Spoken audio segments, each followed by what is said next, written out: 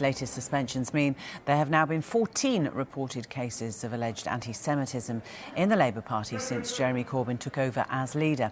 Last week, MP Naz Shah was suspended, followed, of course, by former London Mayor Ken Livingstone. Let's talk to Jay Stoll. He's a Jewish Labour activist. Jay, afternoon. How has this week the arguments around anti-Semitism in the Labour Party, how's it made you feel? Good afternoon. This has been an extremely challenging week for Jewish Labour activists and members of the party. What started out with some historic Facebook posts, deeply offensive historic Facebook posts, has snowballed into just a flat denial of anti-Semitism from various people in the party, and it's deeply concerning. You say snowballed, Jay. Do you have a theory as to why it has snowballed? Obviously, I'm pointing to some who say it's a Blairite plot.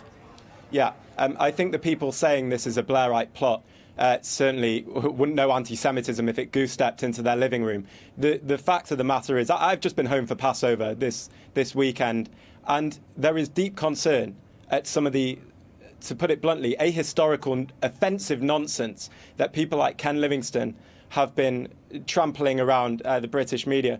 And to be frank, people saying this is a plot or a smear are going straight in the face of Jeremy Corbyn himself, Naz Shah, the director of Momentum, John Landsman. All these people have said there is a problem which needs to be confronted. So to suggest this is somehow a smear is a very straightforward slap in the face to the Jewish community that doesn't help the leadership they're purportedly trying to defend. Jay, have you been satisfied then with the way that Jeremy Corbyn in particular has dealt with it? Look, these issues and these posts that have happened on Facebook are historic. Jeremy Corbyn didn't write them. Jeremy Corbyn wasn't responsible for admitting these people at the time.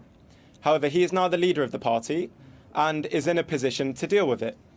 I think initial statements haven't been as forthright in dealing with comments that we've seen made, particularly by Ken Livingstone.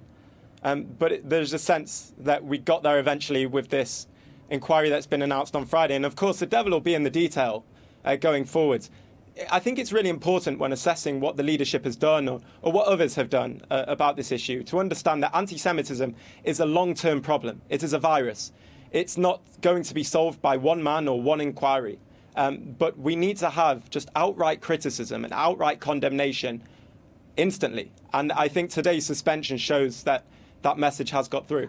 Does Labour, in particular, have an underlying problem?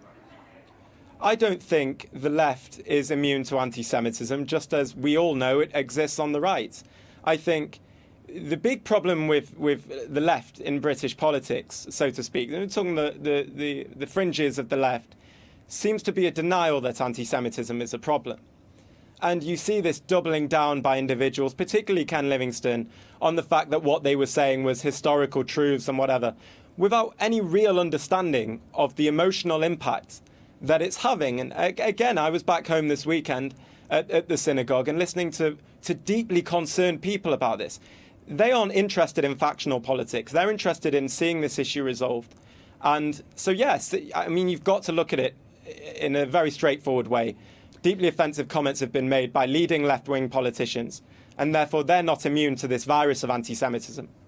As I mentioned, you're a campaigner, you're an activist. How does it make what you do that much more difficult, talking to your peers, like-minded people, when there is this shadow hanging over the Labour Party as we go into what is clearly a very important election or set of elections for the Labour Party?